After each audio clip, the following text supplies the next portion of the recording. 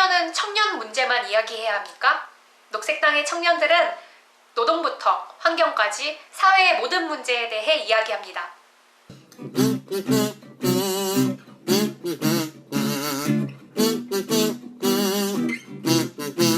지난 2월 삼성전자 반도체 공장에서 근무하다 난소암으로 사망한 노동자에 대해 법원이 처음으로 업무상 재해를 인정했습니다. 9년 동안의 싸움으로 이뤄낸 성과였지만 삼성전자는 제대로 된 사과 없이 일방적으로 보상위원회를 만들고 막무가내 보상을 진행하고 있습니다. 그리고 웬일인지 근로복지공단에서는 삼성의 편을 들며 서울행정법원 판결에 대한 항소장을 제출했습니다. 같은 달 5명의 노동자들이 삼성 핸드폰 부품을 가공하다 실명하는 사고가 있었습니다. 유해물질을 다루는 작업이었지만 공장에서 준 것은 목장갑 한 켤레가 다였습니다. 노동자들은 6개월에 한 번씩 재계약을 하는 불법 파견직에 내몰렸기 때문에 현장에서 뭘 만드는지 그리고 이게 얼마만큼 위험한지 전혀 알 수 없었습니다. 삼성은 반도체 공장 피해 노동자들에 대해 협력사 직원의 직업병에 대한 도의적, 법률적 책임은 고용한 해당 업체에 있다며 발뺌하고 있습니다. 또 업무 환경을 왜곡하며 노동자의 산재 인정을 의도적으로 방해하기도 했습니다. 이번 실명사고에도 삼성은 파견회사의 문제라며 아무 대응도 하고 있지 않습니다.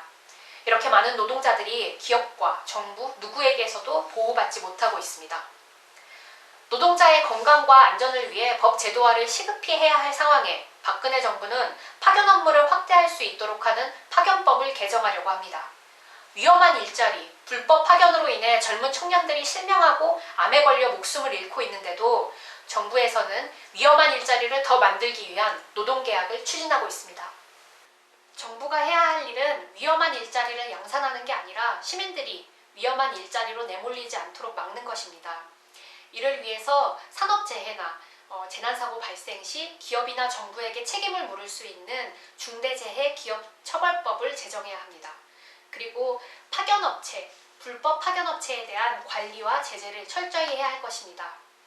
나아가서 지금 진행되고 있는 박근혜 정부의 노동계약, 파견법 개정을 막아야 합니다. 그리고 몇 년 동안 하청업체, 파견업체 뒤에 숨어있는 삼성전자가 지금까지 일어났던 재해에 대한 책임을 모두 다 지고 재발 방지책을 내놔야 할 것입니다. 이를 위해 삼성전자에서 사용하고 있는 유해물질을 전부 다 공개하고 이것을 관리 감독하는 독자적 기구를 만들어야 할 것입니다.